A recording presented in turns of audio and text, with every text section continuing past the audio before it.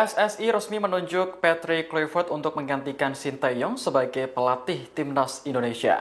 Dalam wawancara bersama media Belanda, Kluivert mengaku dirinya sudah berbincang dengan Ketum PSSI Erick Thohir sejak Piala Asia 2023 di Qatar.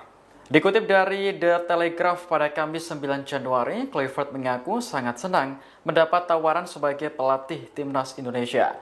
Menurutnya, tim Garuda punya potensi luar biasa dan bisa bersaing dalam kancah sepak bola dunia. Kluivert juga menyinggung peran Sinteyong selama ini yang telah bekerja keras melatih para pemain. Ia optimis hal tersebut dapat mengantarkan timnas Indonesia lolos Piala Dunia 2026.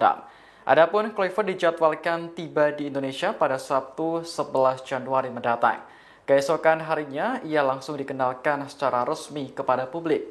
Ketua Umum PSSI Erick Thohir juga berbicara kemungkinan Kluivert akan bertemu Presiden Prabowo Subianto. Download Tribun X sekarang, menghadirkan lokal menjadi Indonesia.